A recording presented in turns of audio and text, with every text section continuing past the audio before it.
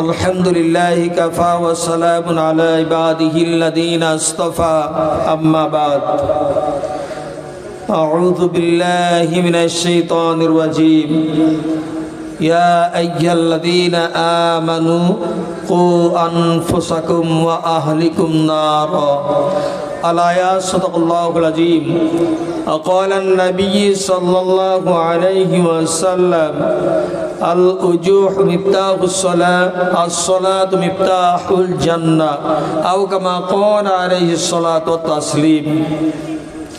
उपस्थित श्रद्धेय उलामाए किराम तुलाबे आजीज सम्मुखे उपविष्ट भाई अब्बा जानेरा पर्दार अंतराले पर्दा नासेनी मा बोनेरा प्रत्येके श्रेणीगत भावे आमार आंतरिक सलाम श्रद्धा प्रीति भालोबासा सेनाशी जानिए आमार आलोचना आमी शुरू करछि। अल्हम्दुलिल्लाह समस्त प्रशंसा समस्त गुणगान समस्त गुणकीर्तन सेई महान करुणामय आल्लाह तबारक ताआलार जन्य जे आल्लाह रब्बुल आलामीन एखोनो पर्यन्त गुटी कयेक लोकके कुरान व हादिसेर आलोचना शोनार जन्य बसिए रेखेछेन तार शुक्रियार्थे आमरा सकलेई एकबार महब्बते पड़ी अल्हम्दुलिल्लाह। आस्ते हबे ना जोरे हबे जे कटाय आछि आस्ते हबे ना जोरे हबे मोहब्बतेर संगे पड़ी अल्हम्दुलिल्लाह।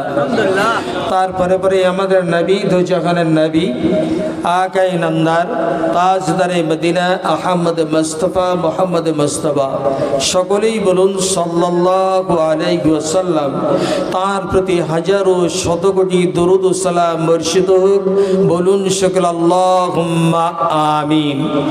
भाई आमार आब्बा जानेरा मा बोनेरा आमी जानी अनेक मा बोन आपनारा रयेछेन बेशी लम्बा भूमिका रेखे आलोचना करते पारबो ना कारण सम्मुखे लोक ना थाकले आलोचना करा सम्भव हय ना।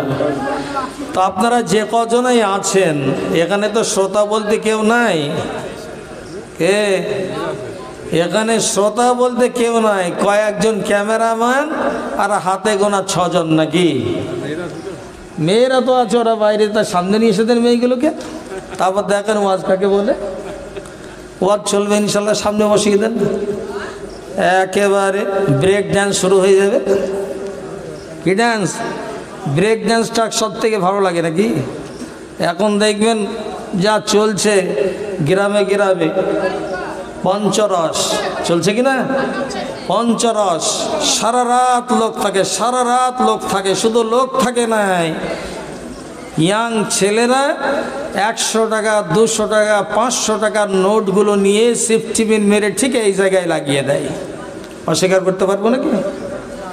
আর যেখানে কোরআন ও হাদিস থেকে আলোচনা হবে যেটাকে বলা হয়েছে মিনদিয়াতিল জান্নাহ জান্নাতের একটা টুকরা জান্নাতের একটা বাগান জান্নাতের একটা অংশ সে জায়গায় মানুষ কিন্তু সারা রাত না অর্ধরাত পর্যন্ত থাকতে পারে না।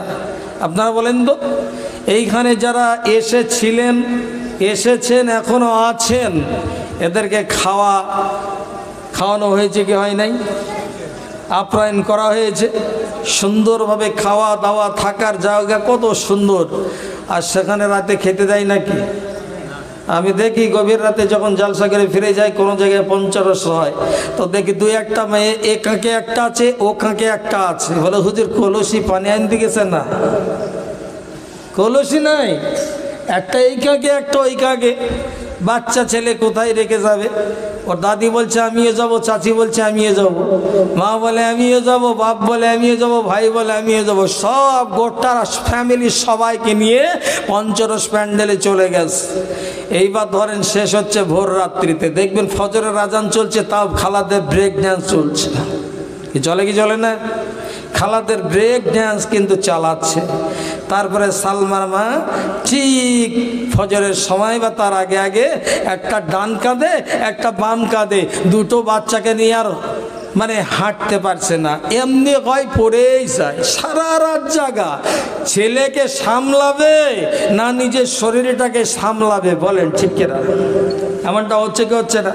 আচ্ছা সারা রাত ওখানে কাটানোর পরে নেকি হবে না গোনা হবে নেকি হবে না গোনা হবে কম হবে না বেশি হবে বেশি হবে এই জায়গাতে আপনি যদি সারা রাত কাটান তো নেকি হবে না গোনা হবে নেকি হবে, তাই না? গুনাহ হবে না। ইবলিস শয়তান পাওয়ারফুল ক্ষমতা আল্লাহর কাছে চেয়ে নিয়েছিল, আমরা জানি। তো আল্লাহ তাবারক তাআলাকে বলেছিল, শোনো আল্লাহ, তুমি তো আমাকে ইবলিস বানালে আদমের জন্যে, তাহলে আমি একটা কাজ করব। বলে কি কাজ? বলে আদম সন্তানদেরকে সব আমার অন্তর্ভুক্ত করব, দলভুক্ত করব। আমি যদি জাহান্নামে যাই, ওদেরকেও জাহান্নামে নিয়ে চলে যাব। আল্লাহ বলছেন পারবে না। কাকে বলে? শয়তানকে। আল্লাহ বলছে পারবি না। বলে কেন কেন, কি জন্য? বলে দেখতে চাস না শুনতে চাস? বলে দেখবো শুনবো দুটোই। তো আল্লাহ তাবারক তাআলা দেখিয়ে দিয়েছেন আবার শুনিয়েছেন। কেমন করে জানেন? ধরেলেন আপনি একটা জায়গাতে যাবেন, যে জায়গাতে আপনি গুনার কাজ করবেন, আল্লাহ এত দাতা, এত দয়ালু। আপনি নিয়ত করলেন আজকে আমি যাব বহরমপুরে, এরকমভাবে একটা কিছু শিল্পী আসছে, নায়ক নায়িকা আসছে, তাদেরকে দেখতে যাব। হঠাৎ করে ফেরেশতা লেখার জন্যে তৈরি হয়ে যাবে। যে আপনার গুনাহ লেখে, গুনাহ লেখে আর ফেরেশতা লেখার জন্য তৈরি হয়ে যাবে, লিখতে যাবে। এই থাম। একজন ফেরেশতা বলবে থাম। বলে কেন? বলে এখন লিখিস না। ও তো এখন গুনাহ করেনি, শুধু মুখে বলেছে। ভাবেন, ও তো মুখে বলেছে যাব, এখন তো যায়নি। বলে ঠিক আছে লিখলাম না। তারপরে যখন জায়গায় ঢুকে যাবে তখন বলবে এবার লিখি। বলে লিখবি তো বটে, একটু সময় দে না। সময় দেওয়া হবে। এক এক ওয়াক্ত থেকে আর একটা ওয়াক্ত পর্যন্ত তাকে টাইম দেওয়া হবে। ফিরিস্তা বলবে না, খবরদার না। যখন না হবে, একটা গুনাহ করেছে, একটা অন্যায় করেছে, একটা অপরাধ করেছে, তো একটা অপরাধ করার কারণে তার আমলনামাতে যে জায়গায় গুনাহ লেখা হয়, গুনার খাতাতে একটাই গুনাহ লেখা হবে। কটা বললাম? একটাই লেখা হবে। আল্লাহ রাব্বুল আলামিন ইবলিসকে বলেছিল, ইবলিস জেনে রেখে সুন্দর দিদি, আমি এমন একজন রব, এমন একজন স্রষ্টা, এমন একজন আল্লাহ, আমার বান্দা বান্দিরা যখন খারাপ কাজ করবে, গুনার কাজ করবে, অপরাধ করবে, অন্যায় করবে, আমি ফেরেশতাকে বলবো, ফেরেশতারি এই বান্দা একটাই অন্যায় করেছে, একটাই গুনাহ করেছে, এর আমলনামাতে যেন এক্সট্রার কোনো গুনাহ লেখা না হয়। একটা অন্যায়ের কারণে ওর আমলনামাতে একটাই যেন গুনাহ লেখা হয়। কটা গুনাহ লেখা হবে? একটা গুনাহ লেখা হবে। কিন্তু আল্লাহ রাব্বুল আলামিন বলছেন, বান্দারি, ইবলিস শয়তানকে বলেছিল, শয়তান জেনে রেখে দে, শুনে রেখে দে, আল্লাহ রাব্বুল আলামিন তার বান্দারা সারগাছি মাদ্রাসায় জালসা হবে, জালসা শোনার জন্যে শুধু মুখ থেকে উচ্চারণ করেছে, আমি সারগাছি মাদ্রাসায় জালসা শুনতে যাব। কিন্তু এখনো জালসা শুনতে যাই নাই, প্যান্ডেলে পৌঁছাই নাই, মাদ্রাসায় ঢোকে নাই, শুধু মুখ থেকে বলেছে আমি জালসা শুনতে যাব। আল্লাহ রাব্বুল আলামিন এই ফেরেশতাকে বলবেন, ফেরেশতা আমার বান্দার আমলনামাতে একটা কারিশমা, একটা নেকি তুই জমা করে দে। বলুন আলহামদুলিল্লাহ। একটা নেকি জমা করে দে।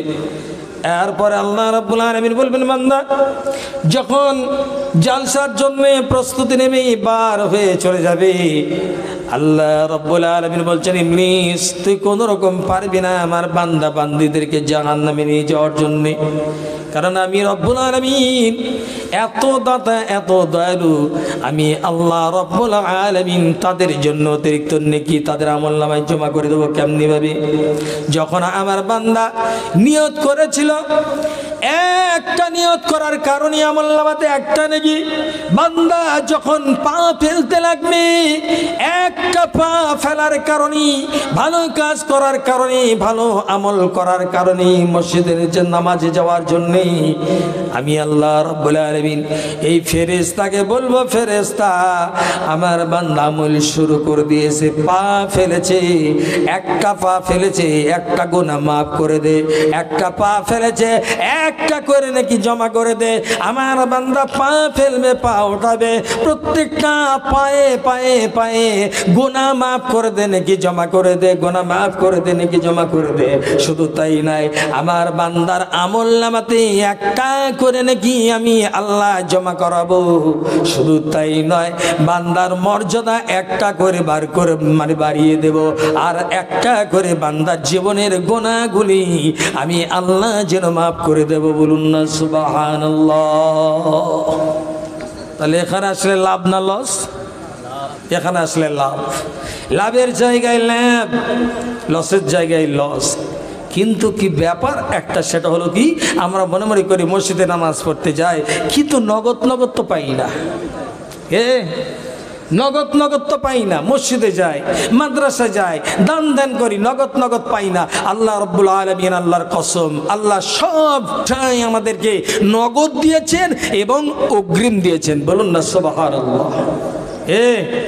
যেখানে যতগুলো নিয়ামত আমাদের দরকার, আপনাকে আল্লাহ কান দিয়েছেন শোনার জন্যে, মুখ দিয়েছে বলার জন্যে, জিভ দিয়েছে স্বাদ চাকার জন্যে, হাত দিয়েছে কাজ করার জন্যে, পা দিয়েছেন চলার জন্যে, নাক দিয়েছে গন্ধ শোকার জন্যে। ঠিক কিনা বলেন? আল্লাহ যাদের নাক দেয় নাই তাদের কিচ্ছি লাগে না, মন চাই না গোলাপের গন্ধটা কেমন আর রজনীগন্ধার গন্ধটা কেমন, একটু কি তাদের শুকতে মন চাই কি চাই না? চায়। যাদেরকে আল্লাহ রাব্বুল আলামিন শ্রবণ শক্তি, শ্রবণ ক্ষমতা, অর্থাৎ এই যে কান দিত কথা শোনে, ঠিক কেনা বলেন, এই কথা শোনার ক্ষমতা আল্লাহ যাদেরকে দেয়নি, যাদেরকে আল্লাহ কালা করেছেন, ঠসা করেছেন, তাদেরকে ইচ্ছে লাগে না যে আমরা কান দিলে এই যে হুজুর কি আলোচনা করছে আমরা শুনতাম। ঠিক কিনা বলেন? যাদেরকে আল্লাহ রাব্বুল আলামিন আপনার জবান দেননি, বুবা করেছেন, তাদের কি ইচ্ছে লাগে না যে আমি কথাটা স্পষ্ট ভাবে বলবো? তারও তো ইচ্ছে লাগে। যাদেরকে আল্লাহ চোখ দিয়েছেন, আবার কাউকে চোখ দেননি, অন্ধ করেছেন, অন্ধরও ইচ্ছে লাগে, মন চায় দুনিয়ায় এসেছি, আমি বিবাহ করেছি, আমার স্ত্রীর চেহারাটা কেমন, আমি সন্তান জন্ম দিয়েছি, আমার সন্তানের চেহারাটা কেমন, দেখতে মন চাই কি চাই না? বলুন। এরকম ভাবে যদি একটা করে নিয়ামত, আল্লাহ যতগুলো নিয়ামত আমাদেরকে অগ্রিম দিয়েছেন, যদি ভাবি যে না আল্লাহ রাব্বুল আলামিন আমাদের অনেক বেশি দিয়ে দিয়েছেন, ঠিক কিনা বলুন? ভাইরা ভাই, আব্বা জানেরা, মা বোনেরা, কান খুলে খুলে শুনুন। কথা হলো কি জানেন? যে মানবে না তার হাজার বাহানা। ঠিক কিনা বলে? আচ্ছা, মানুষের হাত কটা? দুটো, তাই না? মানুষের হাত দিয়েছে আল্লাহ দুটো, কিন্তু আমি সাইফুল ইসলাম মাঝে মধ্যে বলি মানুষের হাত হচ্ছে তিনটা। এই দুই হাত, মাঝখানে আর একটা হাত রয়েছে, ও হাতের নাম হচ্ছে অজু হাত, যাকে বলা হয় বাহানা। কথা দিলাম ভাই, সারগাছি মাদ্রাসার জালসায় যা বই, হঠাৎ করে বলছে আমার গিন্নি বলল শ্বশুর বাড়িতে যেতে হবে, একটা অজুহাত ফিট করে ফেললো। তাহলে আছে কি নাই? তিনটা হাত, অজুহাত, বাহানা। এই যে বাহানার মাধ্যমে আমি ভালো কাজ থেকে বিরত থাকলাম, অথচ সেই বউ আপনার কি বলল, একটা অন্য জায়গাতে পার্কে ঘুরতে যাওয়ার জন্য বলে চলো, তখন বন্ধু বান্ধব নিয়ে চললো। কোনটা বলি আর কোনটা রাখি? আমি আগেই বলেছি লোকজন থাকলে যে আলোচনাটা করা যায়, লোকজন না থাকলে সে আলোচনাটা সম্ভব হয় না। ভাই আমার, আব্বা ছেলেরা, মা বোনেরা, তবু একটু আলোচনা করার চেষ্টা করব, আল্লাহ যদি চায়। আপনাদের কাছে এমন একটা আলোচনা করব যে আলোচনাটা আমাদের দরকার, প্রয়োজন সাপেক্ষে কিছু কথা না বলে থাকা যায় না। আচ্ছা, আপনাদেরকে আমি যদি জিজ্ঞেস করি হিদায়াতের মালিককে, এক কথাই বলবো হিদায়াতের মালিক আল্লাহ। রুজির মালিক আল্লাহ। এখন তো মেয়েরা বলছে লক্ষ্মীর ভাঙার হাজার হাজার আসছে বলে ভাবছে, কালী পুজো যাবে ডবল দেবে, তাহলে তো মেয়েদের আর পাত্তা পাওয়া যাবে না। ওদের ব্যাংক তো চারিদিক দিয়ে বাড়ছে, মেয়েদের অনেক কটা ব্যাংক আছে জানেন তো, বলবো ইনশাল্লাহ। তো আমি দেখেছি মাঝে মধ্যে কিছু মেয়ে বলে তুমি আর কি 1000 টাকা লক্ষ্মীর ভাঁটটা দিচ্ছে বলে খেতে পাচ্ছি। ওরে বাবা, এতদিন আগেকার মেয়েরা খেতে পাইনি মনে হচ্ছে, আগেকার মেয়েরা মনে হচ্ছে যেন খেতে পাই নাই। এই লক্ষ্মী ভাঁড় থেকে এখন মনে করছে বিশাল ব্যাপার। তো কথা হলো হিদায়াতের মালিক আল্লাহ, রুজির মালিকও আল্লাহ, হায়াতের মালিক, মৌতের মালিক, সব কিছুর মালিক আল্লাহ। আল্লাহ চাইলে আতরকে পাথর আর পাথরকে আতর বানাতে পারে। তো যে মানবে না তার হাজার বাহানা। হিদায়াতের মালিক আল্লাহ, আল্লাহ হিদায়াত দেন, কিন্তু একটা মাধ্যম থাকে কি থাকে না? থাকে। আমাদের মরহুম বড় ভাই শ্রদ্ধেয় মুফতি মনিরুদ্দিন সাহেব, আজকে তার অবদান আমরা কেউ ভুলতে পারবো না, মনে থাকবে কি থাকবে না। এমন একটা কাজ করে যাব যাতে এলাকার মানুষ আমাকে স্মরণ করে, ঠিক কিনা বলে? আমরা বলি হুজুর দোয়া করেন না, ভাই দোয়া করেন না। আরে দোয়া কোনটা? দোয়া কাকে বলে? মৃত্যুর পরে যদি বলে সাইফুল ইসলাম লোকটা খুব ভালো ছিল, তো আলহামদুলিল্লাহ। আর যদি মৃত্যুর পরে বলে সাইফুল ইসলাম সম্বন্ধে হারামখোর বদমাশ, শুনতে খারাপ লাগছে, কিন্তু এটাই বাস্তব। এটাই হচ্ছে দোয়া, অন্তরের দোয়া। যদি মৃত্যুর পরে কাউরি সমালোচনা করা হয় তার জন্য গোনা জমা হবে, আর যদি মৃত্যুর পরে তার ভালো আলোচনা করা হয় তার আমল নামাতে নেকি জমা হবে, ঠিক কিনা? এটাই হচ্ছে দোয়া। তো না মানলে হাজার বাহানা। এইবার বাহানার কথা কেন নিয়ে আসলাম? হিদায়াতের মালিক আল্লাহ। আমি যদি হিদায়াত না নেই, আল্লাহ হিদায়াত কোনো মানুষের মাধ্যমে আপনাকে করাবেন। যেমন এখন বর্তমান শ্রদ্ধেয় মৌলানা বাইজিদ সাহেব, এই মাসার হেড মৌলানা, ওনার মাধ্যমে এলাকার অনেক মানুষকে এই রাস্তায় নিয়ে আসবেন, ঠিক কিনা বলেন? মাধ্যম একটা উসিলা থাকবে, সাপোর্ট থাকবে, সাপোর্টের মাধ্যমে কিন্তু আমরা পরিবর্তন হব, ঠিক কিনা বলেন? তো এটা হচ্ছে মাধ্যম, এর মাধ্যমে আমরা পরিবর্তন হব। পর জগতের জন্য আমাদের একটা পাথেই তৈরি হবে। একটা ঘটনা মনে পড়ে গেল। উকবা বিন আবি মুহিত, মক্কার জমিনে, মক্কাতে বাড়ি। মক্কাতে যখন আব্দুল্লাহর বেটা মুহাম্মদ সাল্লাল্লাহু আলাইহি সাল্লাম কালিমার দাওয়াত শুরু করেছিলেন, তখন সবাই মানে মুসলমান ছিল, তাই কি না? সবাই মুসলমান ছিল, বলে হ্যাঁ। তখন সবাই মুসলিম ছিল না, সবাই মুশরিক ছিল, মূর্তি পূজা করত। তো আসুন, উকবা বিন আবি মুহিত ওই সময় মক্কার জমিনে সব চাইতে একটা প্রতিষ্ঠিত ব্যবসায়িক, নামি দামি, সবচাইতে বড় টাকা পয়সাওয়ালা লোক। দেখবেন বর্তমানে যে টাকা আছে তার সম্মান আছে, তাকে মোড়ল করে দেয়। সুদখোর দেখে না, জিনাখোর দেখে না, হারামখোর দেখে না, মদখোর দেখে না, ঘেঁষাখোর দেখে না। আপনার দেখবেন টাকা থাকলে তাকে মসজিদের সম্পাদক বানায়। আমি একটা মসজিদে গেছি, তো দেখছি একটা ছেলেকে ঘাট ধরে মসজিদ থেকে বার করে দিচ্ছে। তো আমি বললাম যে ভাই, এই যুবককে মসজিদ থেকে বার করছো কি জন্যে? বলছে হুজুর, এই ছেলেটা খুব মদ খায়। তো আমি বললাম, ছেলেটা নামাজ পড়তে এসেছে, এখন মদ খেয়ে এসেছে নাকি? বলেন না। বলে ঠিক তো? বলে হ্যাঁ। আচ্ছা, তাহলে নামাজে এসে কি গোসল করেনি? বলে গোসলও করেছে। আমি বলছি প্রস্রাবকারী পানি নেয়নি? বলে পানিও নিয়েছে। আমি বলছি অজু করিনি? বলে অজুও করেছে। আমি তাহলে ওই যে পোশাকটা পরে এসেছে নাপাক পোশাক, বলে না, ওটাও কাঁচা পবিত্র পোশাক। তাহলে একে কেন ঘাড়ে ধাক্কা দিয়ে বার করে দেওয়া হচ্ছে? বলে হুজুর মদ খায়। আমি বলছি এখন তো মদ পান করেনি। বলে মসজিদের সেক্রেটারি, তুমি যা ইচ্ছা যা মন চাই তাই করবা, কিন্তু তুমি যে এক নম্বর এলাকার মধ্যে হারামখোর, সুদখোর, একটা মদ খেয়েছে, ধুয়েছে, পরিষ্কার হয়ে গেছে, আর তুমি সুদ খেয়ে তোমার টোটাল শরীরটাই হচ্ছে হারাম, বিলকুল হারাম, আর তুমি এক হারাম হয়ে আর একটা হারামকে তাড়াচ্ছ। ভাবতে পারছেন? বড় হারামখোর ছোট হারামখোরকে তাড়িয়ে দিচ্ছে। এখন বর্তমান সমাজ কিন্তু এইভাবেই চলছে, ঠিক কিনা বলেন? তো মক্কার জমিনে উকবা বিন আবি মুহিত সব চাইতে ধনাঢ্য ব্যক্তি, টাকা পয়সাওয়ালা ব্যক্তি, ইহুদির ছেলে, মুশরিক হলেও, মুসলমান না হলেও তার ভিতরে একটা ভালো গুণ ছিল, ভালো দিক ছিল। ভালো গুণটা কি? প্রতিদিন ব্যবসায় যেত, ব্যবসায় যে লাভ হতো, এই যে টাকা আপনার, আমরা কি করি, ক্যাশ টাকায় ব্যবসা করি, আসল টাকা, ও আসল টাকাটা আলাদা করে দিত। আর আপনার যেটা লাভ হতো, লাভের টাকাটা দুইটা ভাগ করত।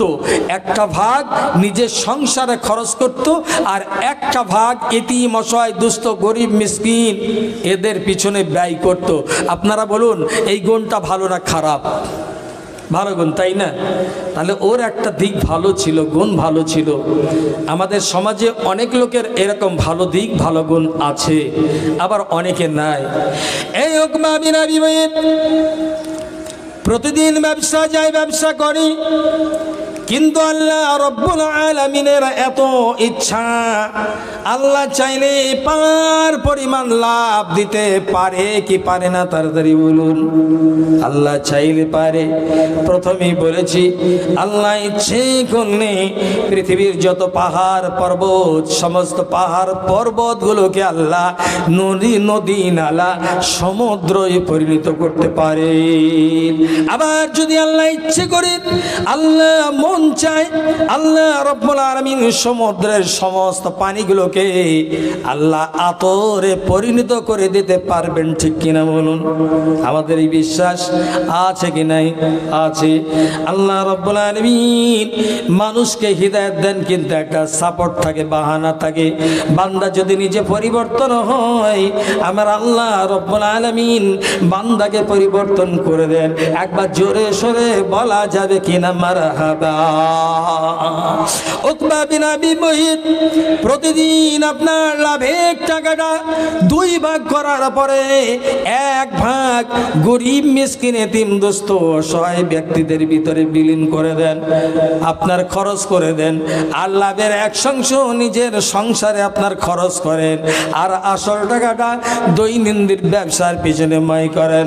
হঠাৎ করে একদিন কি হলো, উকবা বিন আবি মুইতের এত লাভ হয়েছে, উকবা বিন আবি মুইত বলে আমার লাইফে এত পরিমাণ লাভ কোনোদিনও হয় নাই, এত লাভ হয়েছে। এই লাভের পরিমাণ টাকাটা আমি কোন মানুষের পিছনে ব্যয় করব? আজকে আমার এত লাভ হয়েছে, এই লাভের টাকা অন্য কোন মানুষের পিছনে ব্যয় করা যাবে না। এমন একজন ব্যক্তি হবে, ভালো মানুষ হবে, যার ভিতরে কোনো খাদ থাকবে না, ভেজাল থাকবে না। একজন নির্ভেজাল মানুষের পেছনে আমার এই লাভের অঙ্কটা আমি ব্যয় করে দেব। খুঁজতে শুরু করে দিল মক্কার জমিনে, দিন রাত পার করে দেয়। ভালো মানুষ, কোন মানুষটা ভালো, খুঁজতে খুঁজতে একটা নাম সে বার করতে লাগলো। সব চাইতে মক্কার জমিনে তার কাছের প্রিয় বন্ধু, এই বন্ধুর নামটি ছিল উমাইয়া। আর এই উমাইয়া সম্পর্কে ঘটনার মধ্যে পাওয়া যায়, হাবশী দেশের মানুষ হযরত বেলাল হাবশী রাদিয়াল্লাহু তাআলা আনহুকে এত কষ্ট, এত যন্ত্রণা, এত নির্যাতন, এত ব্যত্রাঘাত করেছিল। তার নামটি ছিল উমাইয়া। আর এই উমাইয়ার সঙ্গে উকবা বিন মুইতের সঙ্গে সবচাইতে বেশি দোস্তি ছিল, বন্ধুত্ব ছিল। মনে মনে করলাম আমি উমাইয়ার পিছনে টাকা ব্যয় করব, কিন্তু চিন্তা করলো এই মানুষটাকে আমার খুব একটা ভালো মানুষ মনে হয় না, অর্থাৎ উমাইয়ার পিছনে টাকাটা ব্যয় করা যাবে না, উতবা সাইবার পিছনে ব্যয় করা যাবে না, আবু জাহলের পিছনে ব্যয় করা যাবে না।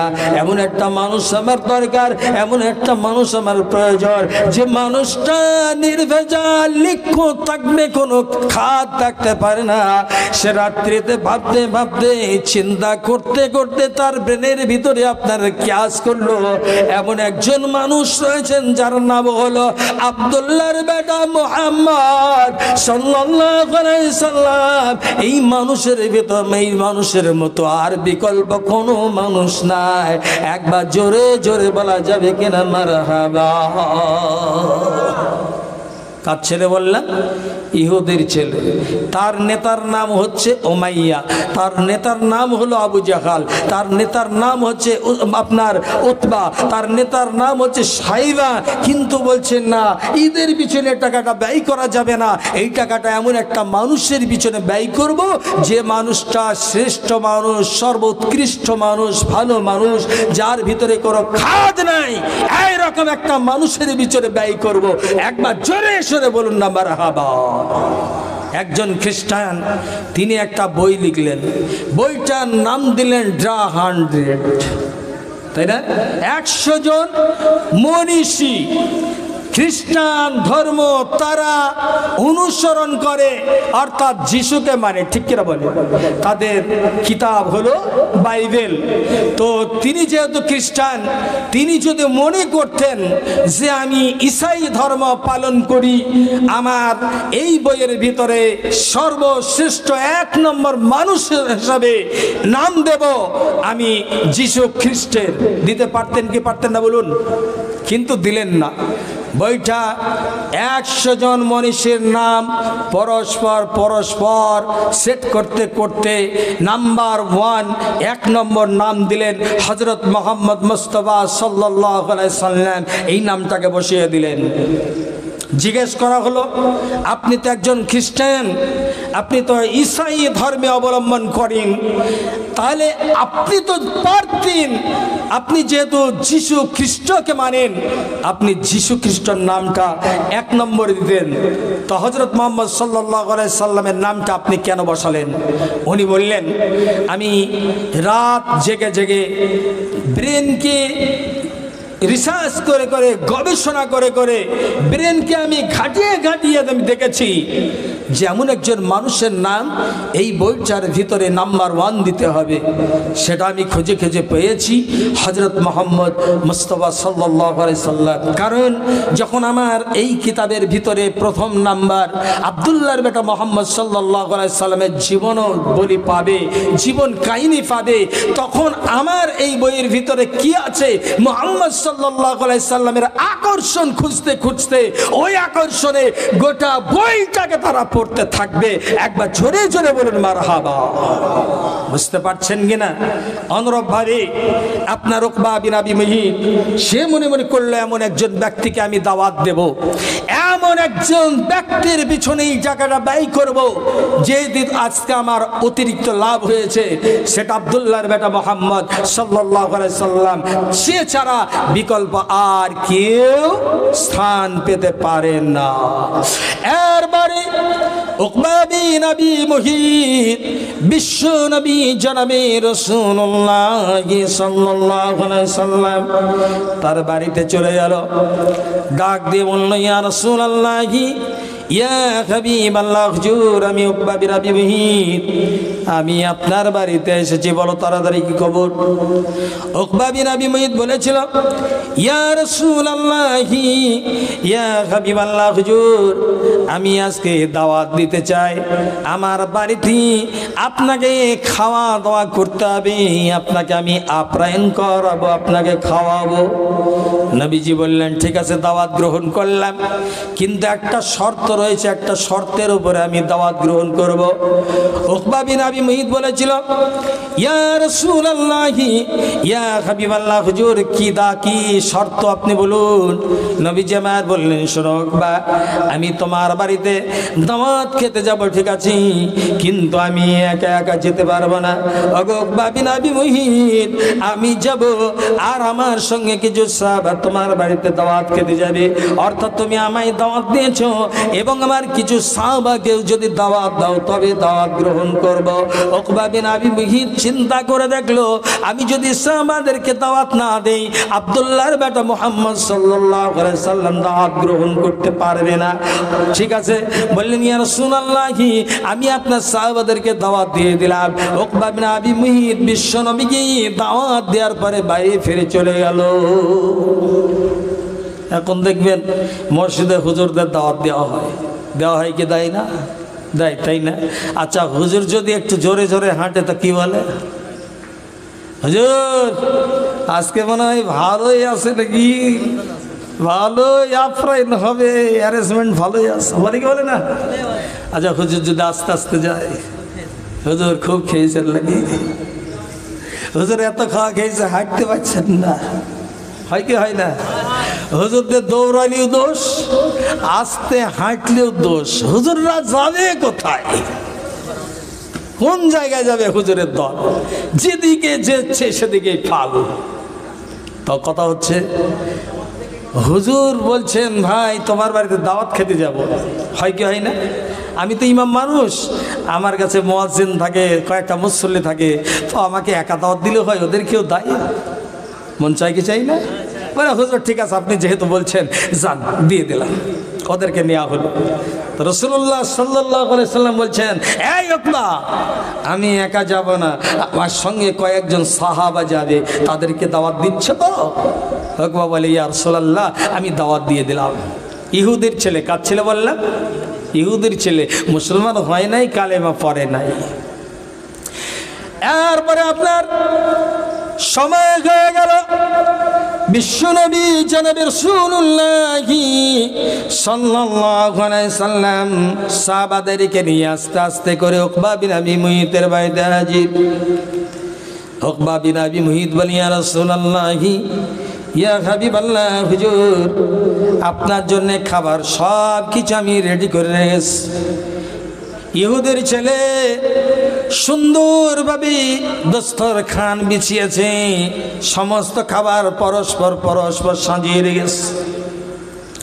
এরপরে দেখা গেল কি, রাসূলুল্লাহ সাল্লাল্লাহু আলাইহি সাল্লাম সাহাবাদের কিনে আপনার খাবার সামনে করে বসে গেলেন।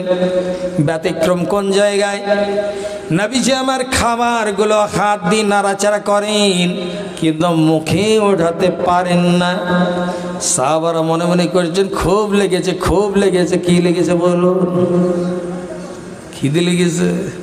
আচ্ছা, নবীজি না খেলে সাহাবারা খাবে? খাবে না।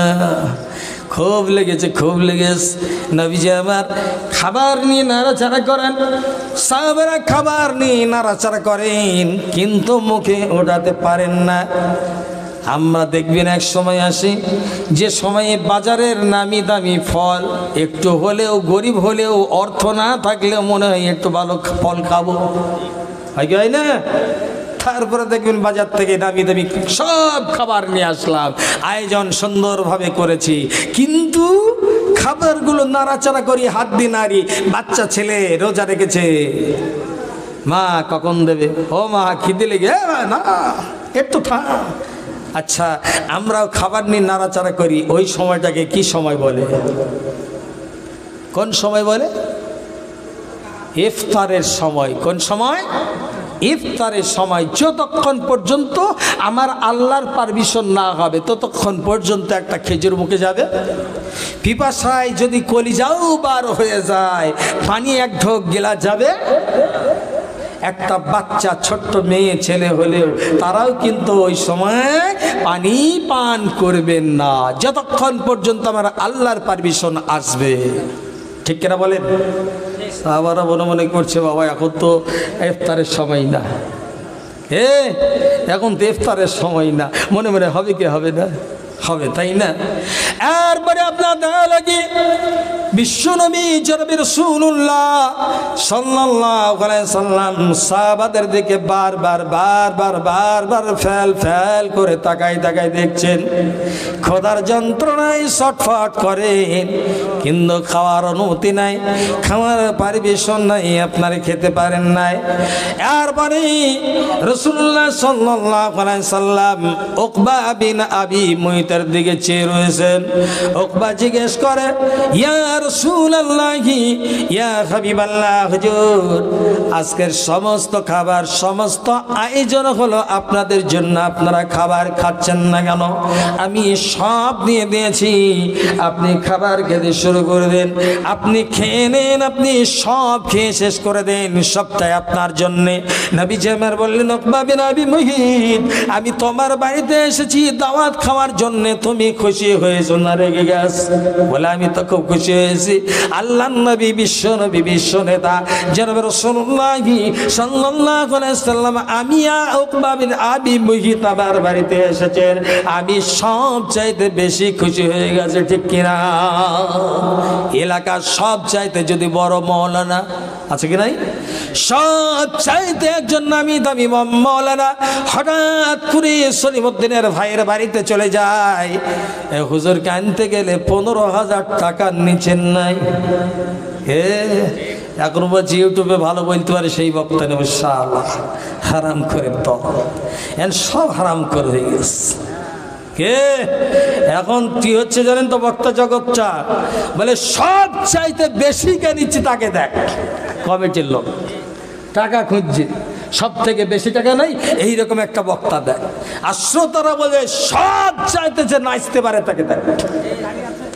এখলাসবিহীন নামাজ, এখলাসবিহীন দান, এখলাসবিহীন ইবাদত সবগুলো বরবাদ। ঠিক করে বলে, লোক দেখানো হলে হবে না। তো বলছে সবটাই তো আপনার জন্যে।